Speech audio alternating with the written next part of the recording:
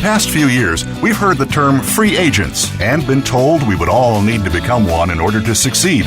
The recent economic structures have helped to promote this concept as reality. Where do we get the tools to take control of our career path in the present and future? Welcome to the Career Confidante with your host, Marie Zimenoff. Marie and her guest experts are here to provide you with the tools you need to move forward and achieve your career goals. Now, here is Marie Zimenoff. Hello and welcome to the Career Confidante. We're glad you're joining us here today. And today we have a guest with us, Jennifer Doyle Vancil, who is a career counselor and adjunct faculty at Colorado State University. And she works both with undergraduate and with MBA students. She also serves as the graduate career coach for Rollins College of Business at the University of Tennessee, Chattanooga. And she works in a private practice with transitioning adults. But we are going to talk today about people who are trying to use a degree to get their next job. So we're going to first talk about our undergraduates, and then we'll talk about those MBAers who I've got people close to me that are in this world as well, and they're very different. So again, we're going to start with our graduates who are getting ready to graduate or maybe just graduating, depending on where you're at in the world, and looking to launch their careers. And Jennifer, we've just been doing a little bit of reading on the trends here in terms of what hiring looks like and how it's changed over the last year, because in 2020 things weren't pretty. So tell me a little bit about what you're seeing from 2020 to now 2021. Yeah, I will tell you. And Marie, thank you so much for having me. In the summer of 2020, we were hearing from undergrads, especially, that internships were being canceled, some job offers were being rescinded, or that things were being put on hold. As you all remember, there was so much uncertainty, after March 2020. I think so many of us thought this was going to be a short-term thing, and then it turned out to be much longer term than we anticipated. So companies really responded to that in the summer of 2020 with college hiring really put on hold in a lot of sectors. Now, it's really interesting. I was just looking at the NACE report, National Association of Colleges and Employers, publishes some wonderful data. It's on their website. And they were surveying the companies last spring in 2020. There was actually a very strong outlook that hiring was going to be very good. It was pre-pandemic. They were 45% thought there would be increases in their numbers. But then in reality, when surveyed back in July, only 16% thought there would be increases in their hiring and 31% were projecting decreases. So it changed so drastically because of the sectors. Some sectors actually rebounded tremendously and had to hire more people, and others, as you know, hotel, oil, travel, certainly decreased. Yeah, that spottiness in terms of sectors has kept going. And right now, in fact, we're seeing the bounce back happening in some industries and not others. I was just digging deep into some of the World Economic Forum data where they were looking at the jobs that were lost the most in the pandemic were the lower level jobs, and how specifically the categories that college students tend to go into: education, hospitality. I can't remember. There's 5 sectors that college students typically launch their career into, and those 5 are like the exact 5 that were hit the hardest from COVID. So we are seeing a bounce back in the market, but it's going to take longer for these students. Is that something that you're seeing as well? So we certainly see, I think it's looking like just a huge increase. It looks like the college hiring is rebounding from the projections made last year. NACE's job outlook 2021 spring update shows that employers will hire 7.2% more new graduates from 2021 than they did from 2020. So it is up from 2020, and that NACE report has some great data there. But I think what I'm seeing in practice is that there is a lot of hiring happening. And we had many colleges reporting that the companies were on campus virtually to recruit. And the colleges responded very interestingly this year with virtual career services support for students. And then the employers came alongside and partnered with the colleges to do virtual career fair and virtual hiring events. Some really interesting things happened. One thing that I saw from working in the field every day is that companies were now able to hire across the country where they might have previously hired regionally because they could hire remote workers. We had students who had job opportunities in many more places than they previously did. And that was a really interesting change. So it'll be interesting to see how that plays out. I work with a lot of business students, and the business students are in so many sectors that weren't as affected, and a lot of the jobs that they do could be remote. So for them, many of them had increased opportunities. Yeah, and some of those sectors that I've read in any ways are tech. Tech seemed to be doing well. Of course, healthcare, although healthcare had some up and down spots. What other industries are students seeing that are continued to do well? You know, anything with supply chain, so goods and services that could be shipped to home. It was interesting, even in the food sector, you know, sales to restaurants were down, but sales to grocery stores were up. I think all of us remember not being able to find toilet paper and flour on the shelves last March 2020. The companies that were doing shipping and receiving very much up, and people that were selling goods and services that could be shipped to home were up, even though hospitality and travel was down. Had an interesting experience with a MBA student. We'll get to MBA hiring later, but just as an example, who worked in the airline industry in private airlines. And the industry was flying people around for concerts and things like that, private. And that was significantly down because all of that travel was down. Business travel was down, concert travel was down, entertainment was down. But then he was able to pivot into a role in commercial cargo airlines. And so that was significantly up. So it's really interesting to see how the pivots in the industries affected where people were looking for jobs. Yes. Okay.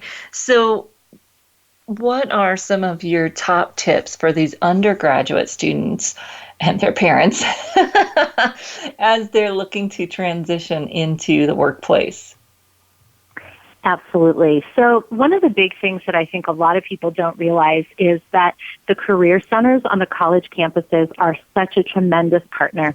We still see when we survey graduates, and this is true for colleges across the country, that some students are not accessing the Career Center for support. And they have tremendous resources as far as job fairs, all kinds of career services, including help with resumes, LinkedIn, cover letters, interview support, interview practice. You could literally go in and do 10 sessions at a career center and just be so much better off. I would say most students, even if they could get 3 or 4 sessions in, would be really, really ahead of where they were. But many, many students are not accessing the Career Center resources at all. So that's my number one tip. If you're hearing this and you have a college student or a recent grad, or you are a college student or a recent grad, is to reach out to your Career Center. I sometimes get private business through a service through LinkedIn called ProFinder, and I get request after request after request from undergraduate students looking for help on their resumes. And those are paid services online. They do not need to pay. They can go to their Career Center and they can have the Career Center help them for free. I think a lot of people don't realize that. So that's my number one tip. Yeah, and sometimes they might think that that's not, I don't know. I think that even our colleagues get in some conversations with colleagues about how those services aren't very good or those people don't know. Yes, they do. And if they don't know, they will help you find someone who does know. Don't believe everything you hear. Go to those college services and get help. Yeah, there's certainly times when you bring in a professional, you might hire a professional writer, and I have great respect for that. My company also provides that service. But a lot of college students, even though the colleges won't write them for you, they will teach you how to write them. They will show you examples. They will help you edit. They will help you do multiple drafts. So there's a lot more support than people sometimes realize. I think the other thing that college career centers can really help with is connections to alumni.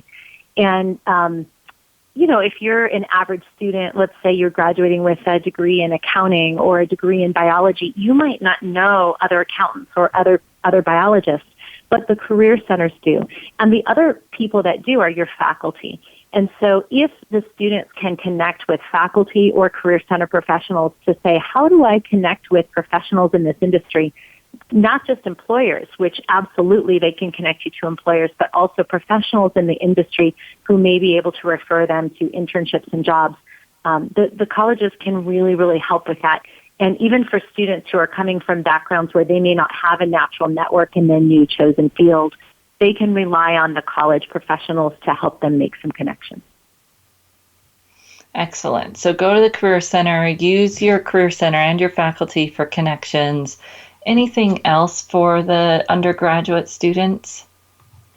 Yeah, what I'd really like to say to the undergraduates is understand what it means to customize your materials, customize your resume for certain jobs. I was talking with a student just this morning who said, I have heard people say that, but I never understood how to do it until you showed me. So literally what I coach people to do is to create a profile section at the top of the resume, which literally looks like some kind of headline, candidate for business development or something to that effect, and then 4 or 5 bullets about how you meet the qualifications for that job.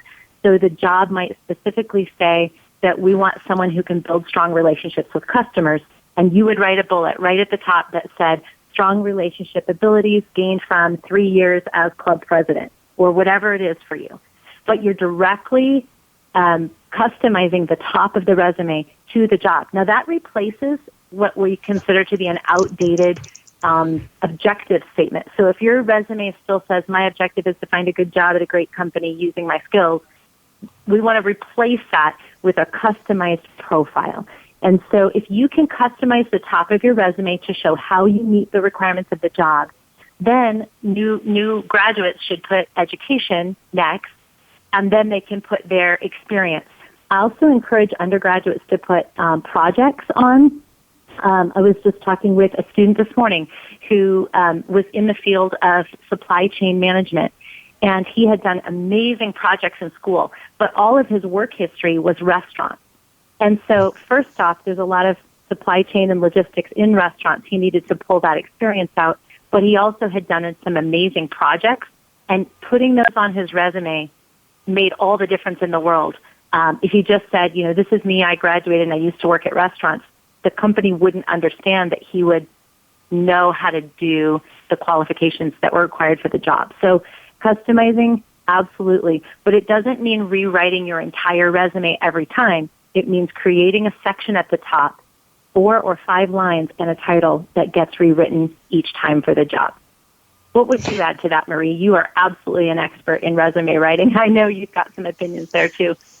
Yeah, well, we're going to take a short break, and we'll follow up on that when we get back, because this is important for our MBA students as well. Absolutely. Because they need to know how to use that new degree on their resume. So we'll take a short break, and when we come back, we'll pick right back up with this resume topic, both for our undergraduates as well as for our MBAs. So we'll be right back in just a few minutes.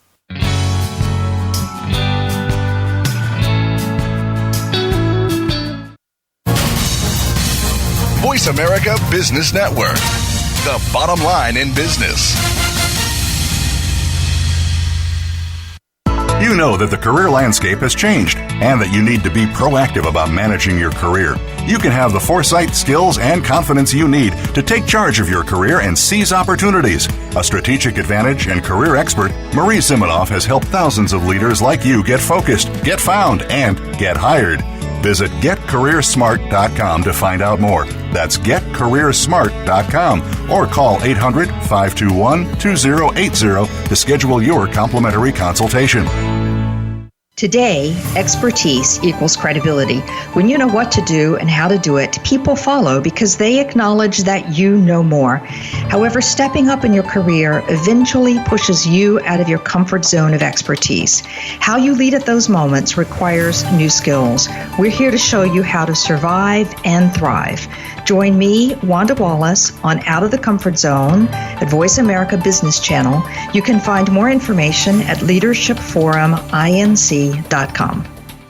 You hear about it all the time. Compromises, destructive malware, major breaches. You can't turn on the news without hearing about the latest cyber event. Learn more about cybersecurity, how it has become one of the most significant threats to our national security, and the battle experts undergo every day on your behalf to protect you, your families, and your data. Task Force 7 Radio with host George Reedus is the voice of cybersecurity around the world. Tune in live every Monday at 8 p.m. Eastern Time, 5 p.m. Pacific on the Voice America Business Channel.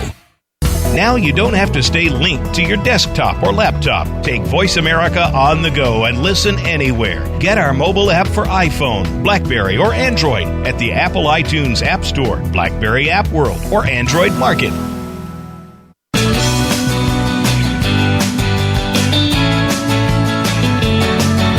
You are tuned in to The Career Confidante with Marie Zimenoff. If you have a question or comment for Marie or her guest today, please call 1-866-472-5790. That's 1-866-472-5790. You may also send an email to marie@astrategicadvantage.com. Now, back to The Career Confidante. Hello and welcome back to the Career Confidante. And today we are talking with Jennifer Vancil about our students. So maybe you're a parent or an aunt or uncle and you can pass along some of this wisdom, or maybe send the recording so that it doesn't have to be you giving the advice. Jennifer can give it for you. So we were talking about undergraduates using the Career Center and making sure that they are getting resources through their professors, getting those connections, so important in that first job. And then Jennifer started to talk about the resume. And Jennifer, you were talking about customizing and making sure that we customize that top part of the resume, which I like to call a mini cover letter. We know that so many people don't read a cover letter today. The top part of your resume is that mini cover letter. Here are the best selling points that you have for that specific job announcement. And you want to make sure that you're targeting that top section for every job that you aim for. Is that right? That's what you were saying as well, Jennifer? Absolutely. You know, we hear customize your resume for each job, and I think people get really overwhelmed by that. But if you create a section at the top, just a profile, we're talking about 4 or 5 bullets with some kind of headline like candidate for accounting, candidate for accountant. If you put something at the top that you can just customize job to job, it'll be very easy to just switch out those five lines, not rewrite the entire resume. I talk to people all the time who think customize your resume means you have to rewrite the entire resume every time, and that is just exhausting. You really need to only focus on that top part. Make it easy for yourself so that you can get more applications out. Yeah, and what I would say is that your main resume needs to be targeted to a group of jobs. So if you are applying to finance jobs or banking jobs, you've got to be clear on that general focus so that you can write the bottom part of your resume very clear and targeted. Then you don't have to target it to each advertisement, but you may have a banking resume and then a finance in healthcare resume. Those cannot be the same thing, right? Right. Absolutely. Absolutely. It's like having one piece of marketing material for 2 different products. It just doesn't work. Yeah. So then you can just target that top part if you have a good base and focus for the rest of it. Like you said, that you don't have to spend all that time targeting and get that good focus. Choose maybe 3 general types of jobs that you're going to target so that you don't have too many juggling, right? We can't juggle too much. Pick the 3 types of jobs that are most relevant. Is that a good number? I think that's very important. And I also think you want to pay attention to what are the technologies used in those fields, what are the strategies used in those fields. So, we're starting to talk about MBAs. So if you know that you're going to work with agile development or Six Sigma or, some kind of methodology in the field, or if you're going into data analytics and you're going to need to use a program like Tableau or R, if you're using specific technology in your work, you want to make sure that your resume addresses those. if you don't have that top section on your resume and you've never done that in a job, then if you say, I used to work as a server in this restaurant, there's nothing in there about data analytics. That's why you need to have that top section. And that's also why I encourage students to put projects onto their resume so that people can see you've done some significant work using these technologies, using these methodologies in your school projects, even if you haven't done it in your paid work. Yeah, and both the undergraduate and MBA levels are giving people those projects. Actually, I was just talking to the person who's close to me that's doing their MBA right now about making sure that they had some of those projects on their resume as they're trying to expand out from the roles that they've been doing, because that's why you go for your MBA, right? You go for your MBA to expand out from those things. So how do you work with MBA students to get more focused on where they're headed with that MBA? I think that is really a matter of researching the industry. And somebody will come in and say, I'm going to pivot into finance, but they may not realize at the outset that there's a difference between, mortgages and other parts of banking and different kinds of investment banking versus, all the different aspects of finance. So if you research the industry, you'll understand a lot more. If you're going into marketing, and marketing strategy is a very different field necessarily than focusing on social media, though that'll be part of your strategy. But what part of marketing are you going to go into? Are you going to go into relationship-based selling? Are you going to go into digital technology? You have to know the landscape of your industry before you can start looking for jobs. So finance is not one thing. Marketing is not one thing. So whatever field you're going into, you need to research the industry very well so that you understand the differences between the different kinds of jobs. And then again, the MBA Career Services staff has some tools to help people do that.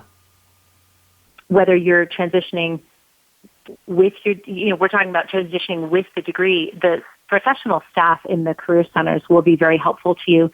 And for those of you working with private career coaches, they can also help you with that. One other tool that's really helpful is to join a professional association. So we were just referencing earlier some data from NACE, which is National Association of Colleges and Employers.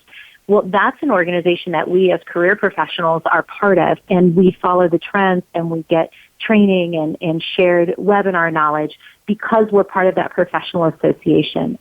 There's another one called MBA Career Services and Employer Alliance that I've participated in. That's specifically about careers for MBAs. So those are things that make sense for me to be part of, but what makes sense for you to be part of? Professional associations are a tremendous way for you to learn about the industry and an amazing way for you to get to know professionals in the field.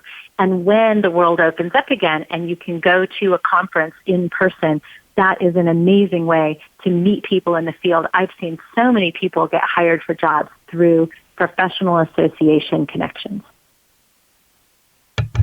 Yes, and that is for MBA students and any students and anybody. I think that is an underutilized resource by all job seekers of professional associations. And what other tips specifically for MBAs? A lot of times you may need a certification of some kind, and it may be a software certification. It may be some other certification, but look into what is important in your field. And then also pay attention to some MBA leadership development programs and rotational leadership programs. That can be another really amazing help to your trajectory in your career. And then the other thing that you were talking about with me earlier was talking internally, because it doesn't necessarily mean that the MBA has to move externally, right? Absolutely. So I was just working with someone at a large tech company who wanted to change roles within the company and didn't know how to navigate the company. So during our work together, we discovered that there was a program to help people pivot into that other piece of the industry. We also found that there was an internal mentoring program that he wasn't part of and that he became part of. He also had a internal job board that he could post his interest on, and he hadn't known about that before. So internal to companies, especially larger companies, there could be a lot of ways that you can position yourself for internal promotion. Two others I'll mention. One is that, like I started to say, the MBA rotational program, you can apply to leadership development programs in companies all across the country as a new MBA, as an external candidate, but you can also apply to those as an internal candidate. I was recently working with another MBA who was thinking that she was going to have to leave her company in order to get a promotion, but we discovered that there was a leadership development program within her company that she was able to apply for, and that is catapulting her, I believe, probably about a 20% increase when she gets into that program. So if you can become part of a leadership development program within your company, that can absolutely help. Or if you can get into a mentoring kind of program, or just find someone in your company to mentor you, that can really help you. Even if you're just telling your own supervisor, you're getting your MBA, what you're interested in shifting into, I'd like to be in a more strategic role, or I'd like to lead a team someday, your manager can very often help you position within your company to leverage that degree. Yeah, that's so important. I mean, that's a conversation that's going to do so much for your career, not just, perhaps leveling up because you've got your MBA, but giving you that opportunity to see across the company. The MBA, what I've worked with a few people, that project that you usually have to do or two can be a way to connect across your company, connect with other people, do great networking in addition to doing your project. So I always encourage people to look for that internal opportunity for that project before you might look externally. For undergraduates and graduates, LinkedIn is just a tremendous tool.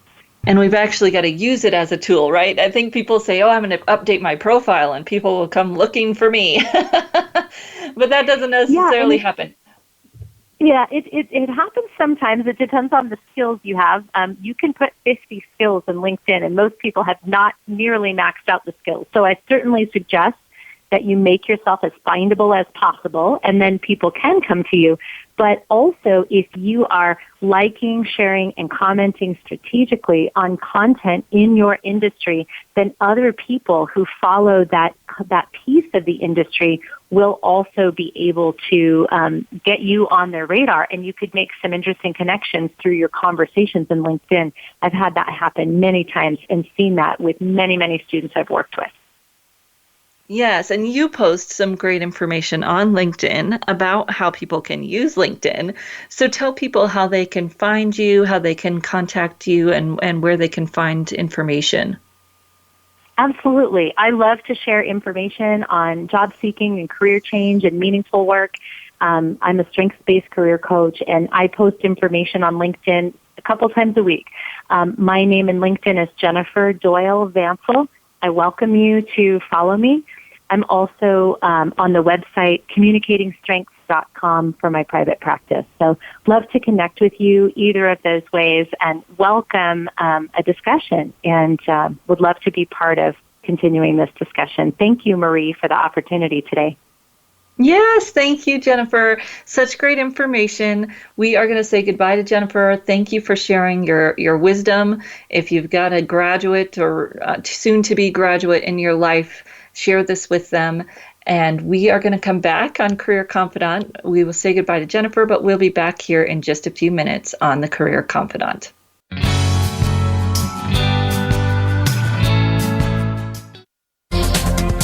The business community's first choice in Internet Talk Radio.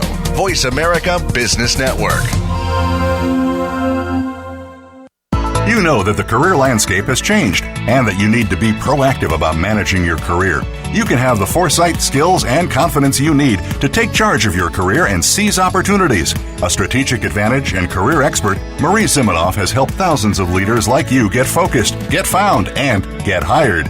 Visit getcareersmart.com to find out more. That's getcareersmart.com, or call 800-521-2080 to schedule your complimentary consultation. Today, we live in a truly global environment. Business can more easily be conducted now in almost any part of the world. How do you, as a business owner or professional, navigate the ever-changing business landscape? Tune in to Leadership Beyond Borders with host Kimberly J. Lewis. With a worldwide resource of guests, you'll find out what opportunities and challenges surround diverse and virtual organizations. Listen live every Tuesday at 3 p.m. U.S. Pacific Time on the Voice America Business Channel. Think you've seen everything there is to see in online television? Let us surprise you. Visit voiceamerica.tv today for sports, health, business, and more on demand 24/7. Voice America Business Network, the bottom line in business.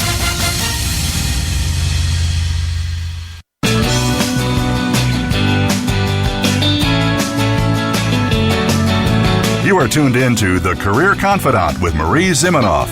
If you have a question or comment for Marie or her guest today, please call 1-866-472-5790. That's 1-866-472-5790. You may also send an email to marie@astrategicadvantage.com. Now, back to The Career Confidante. Welcome back to the Career Confidante, and today we are talking with Jennifer Doyle Vancil, Communicating Strengths, and she was sharing tips for recent graduates and MBA students that are looking to make a transition. You know, it's interesting. I think that MBA is a challenging thing for people. They get into it thinking that it's going to make a leap in their career, and this is not magic. Oh man, it's just not magic. Nothing is, right? And so when you're in that MBA, figuring out how you can leverage it. And this is true of any educational opportunity that you do. I just signed up for an educational opportunity for myself, totally different program on the marketing end of things. We all know that we get out of something what we put in it. Knowing that and actually doing something with it are sometimes different things. So we really have to sit down with ourselves and decide, I made this investment because of a reason, and if I want to achieve that goal, I've got to do something different. So even if you're taking a LinkedIn learning class or a free Coursera class, if you're going to put in the time, figure out what you need out of it and how you're going to make that happen. Most of those courses, even the free ones, give you suggested projects that you can do. If you are wanting to use that class to make a pivot in your career, do the project, even if it's not required, and find someone who will look at it or help you with it or whatever it might be, because you need to be able to talk about that project in your resume, in your interview, to show the skills. If you're in a more comprehensive program like an MBA or undergraduate, or even this marketing program that I just signed up for as an entrepreneur, how are you going to make it worth it? I don't know about you. I tend to be a little bit of a learning nerd, and so I take classes all the time. In fact, I've decided I need to set a budget and stick with the budget, because otherwise I do more than I need to and more than I can do anything with, which is kind of the problem, right? What are you going to do with that, and how are you going to leverage it? Not just the learning part of it, but for your MBA, especially the networking part of it. I've heard people say, I'm doing my MBA and everybody said they wanted to network, but nobody's networking. It's not easy. Even when there are some structures set up for you to do it, you have to put in the effort, and you have to know why you're doing it and understand that networking's not a cause and effect relationship. It's not like you're going to go to one networking event for your MBA and you're going to get that goal achieved. It's a long-term play, but you have to play for anything to happen. So what are your networking goals? What do you want to get out of networking?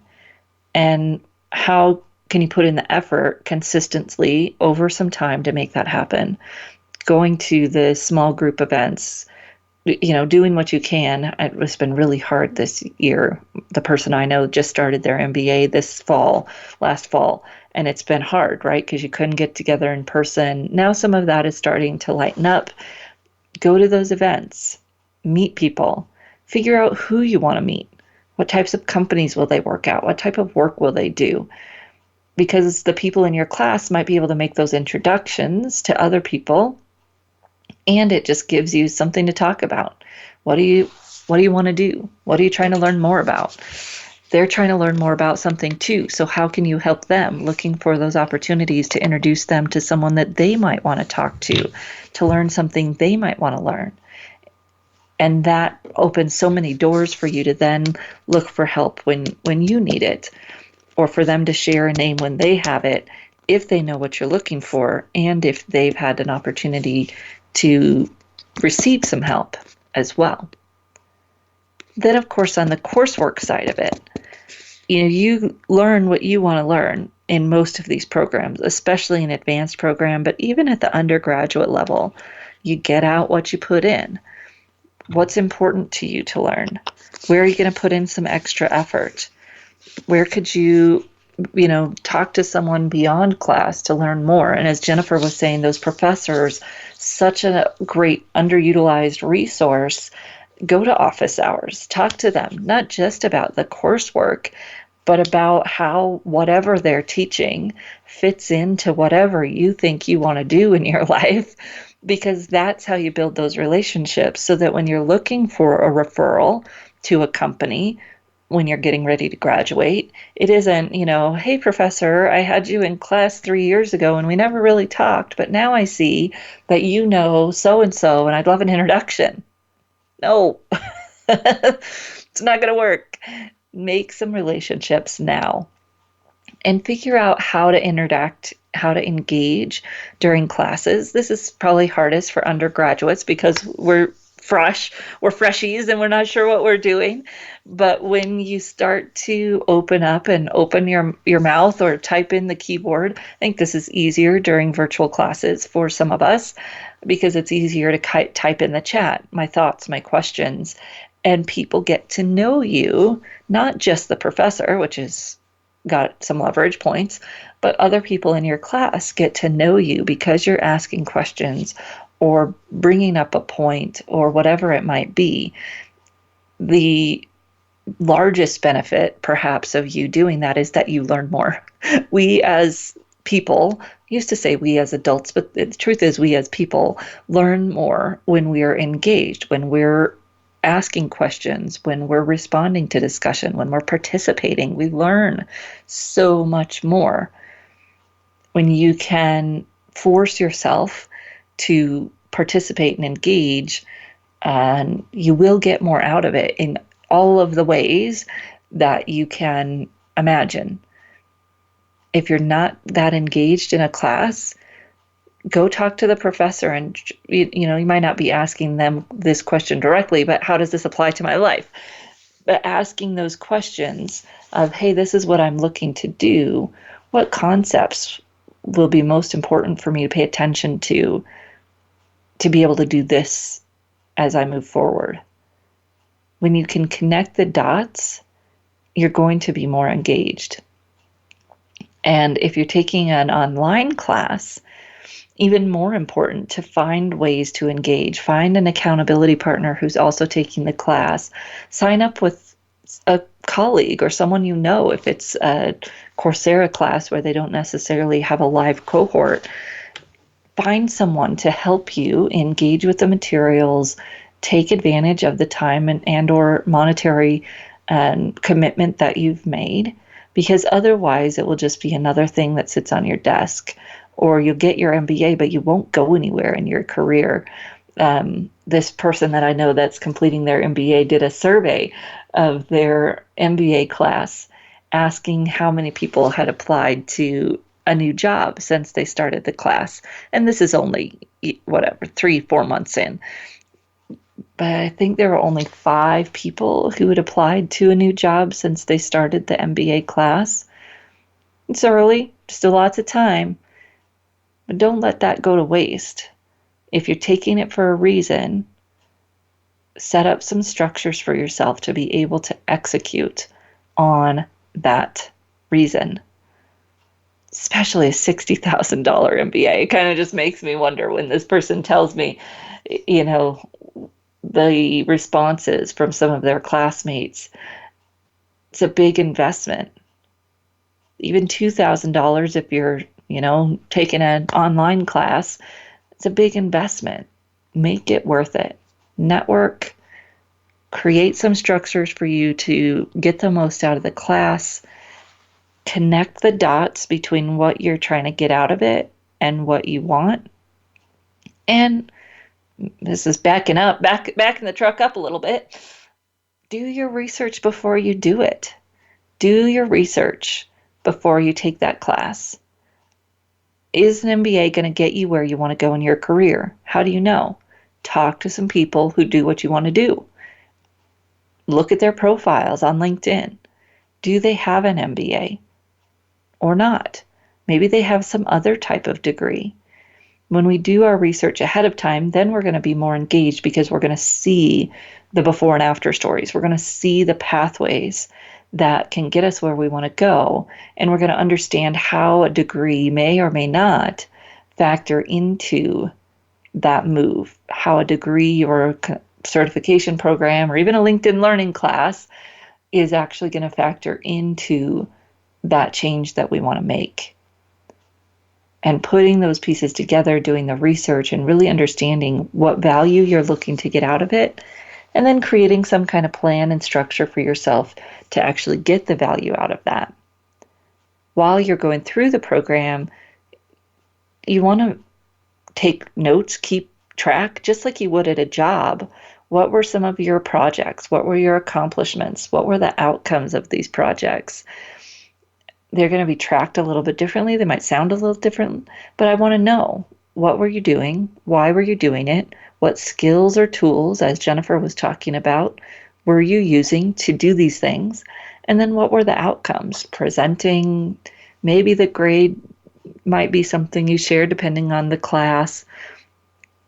But a lot of times you either have to present the project or you research something, you see some kind of outcome, and you want to be able to track that so that you can tell that story in an interview, just like you would tell any other kind of story in the interview with that challenge action result or, situation task action result.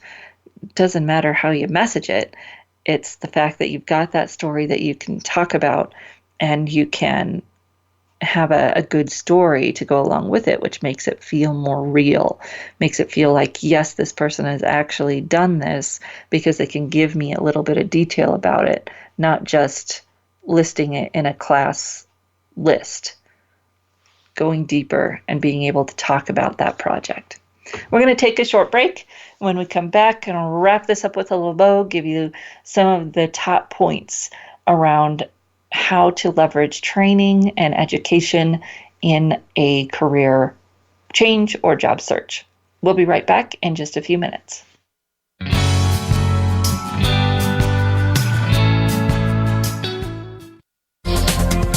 The business community's first choice in Internet Talk Radio. Voice America Business Network.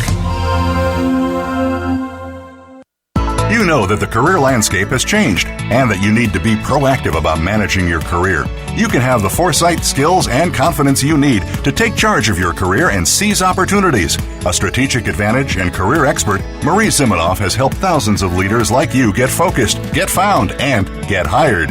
Visit getcareersmart.com to find out more. That's getcareersmart.com or call 800-521-2080 to schedule your complimentary consultation. We hear it and read about it every day in the news. America is heading over a fiscal cliff. Home prices are still receding and unemployment growing. How can you preserve and increase your wealth in this kind of economy? Tune in to Turning Hard Times into Good Times with host Jay Taylor. Jay will explain the decline of our monetary system and the economy and will give you winning investment ideas and the tools to protect and increase your wealth. Turning Hard Times into Good Times with Jay Taylor can be heard Tuesdays at 3 p.m. Eastern Time, 12 noon Pacific Time on the Voice America Business Channel. When When it comes to business, you'll find the experts here. Voice America Business Network.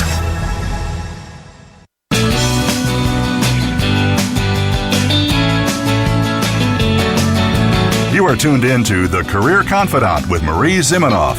If you have a question or comment for Marie or her guest today, please call 1-866-472-5790. That's 1-866-472-5790. You may also send an email to marie@astrategicadvantage.com. Now, back to The Career Confidante.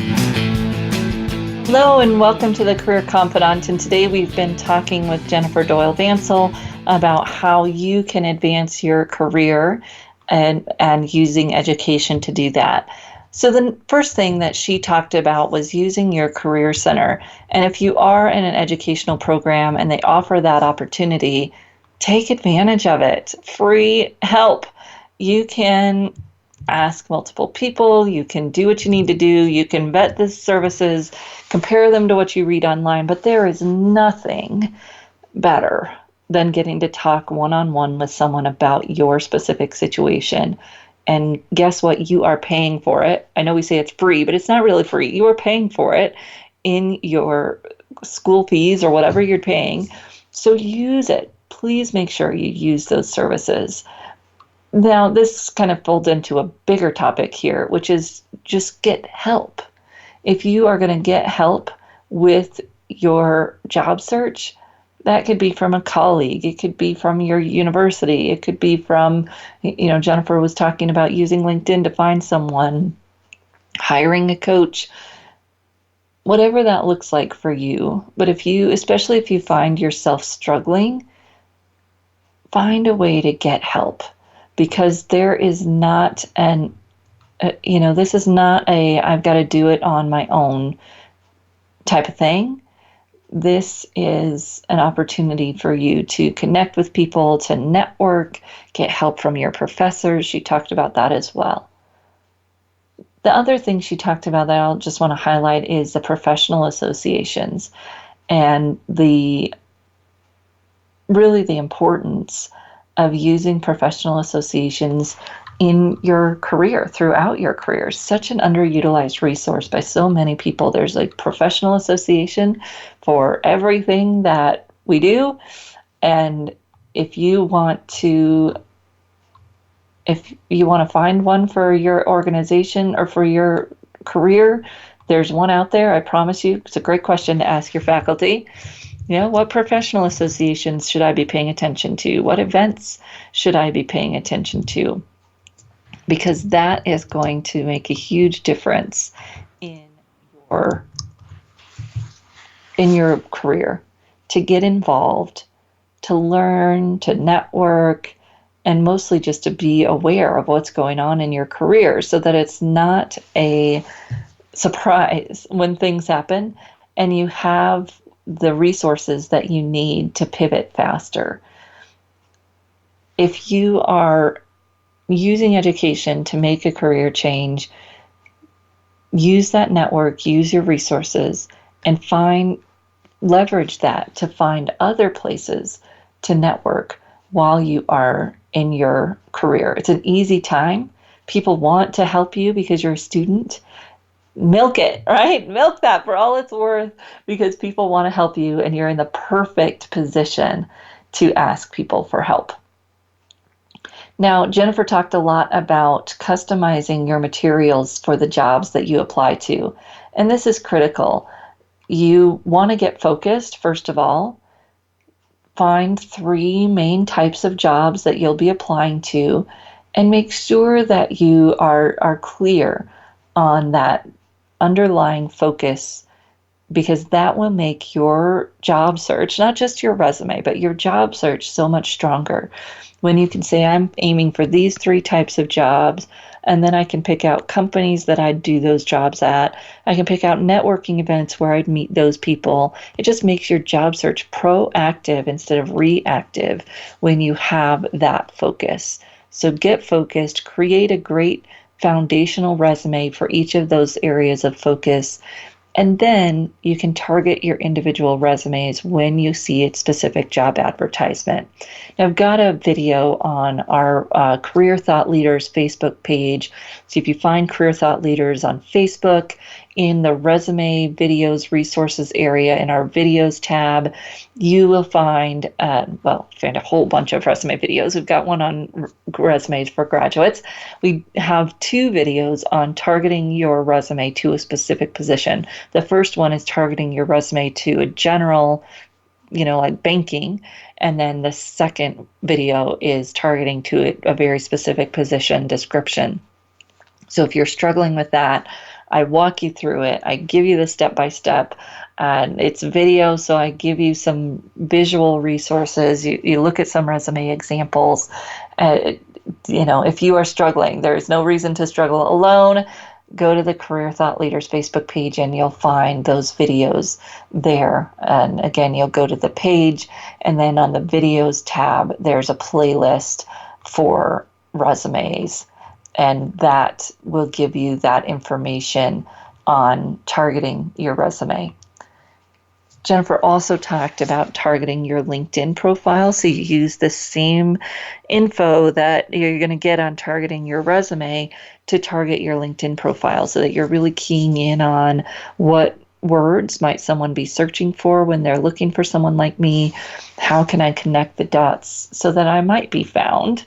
But then also, how can I attend LinkedIn events? Right? There's virtual events now on LinkedIn. How can I connect with people one-on-one? How can I engage in conversations that people in my industry are having on LinkedIn? Follow those people who do what you want to do. Follow those people who are in your target companies. See who's posting, who's engaged, so that you can connect with them and have a conversation. LinkedIn is not just about trying to find people to find you. LinkedIn is about having conversations with people so that you can connect, build your network.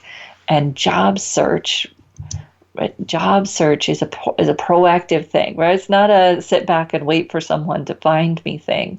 It's a proactive, hey, I am going to go out there and connect with people, find target companies, and LinkedIn is a great tool for doing all of that. So make sure you're using it as a tool, not just waiting, perfecting your profile and waiting for someone to reach out to you. Unless you're in a really high demand type of work, that probably is not as common as we like to hope that it is. We have a great lineup of guests coming on to the show. We also have our Clubhouse room that we've launched. If you're on Clubhouse, find us at Career Leaders, on Clubhouse at Career Leaders. We are there every Monday, right after I finish up with this show, for an interactive experience. And would love to have you join us there, ask your questions, share your expertise as we are figuring out this Clubhouse thing together. We'd love to see you there. So feel free to jump over to the Career Leaders handle on Clubhouse and join us in that room. If you want to ask some job search questions there, we'd love to have you.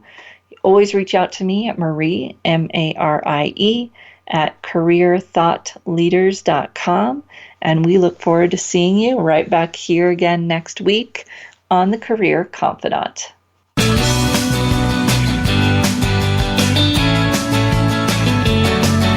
Thank you for listening to The Career Confidant. Marie Zimenoff will return again with another terrific guest next Monday at 6 p.m. Eastern Time, 3 p.m. Pacific on the Voice America Business Channel. Be sure to join us then.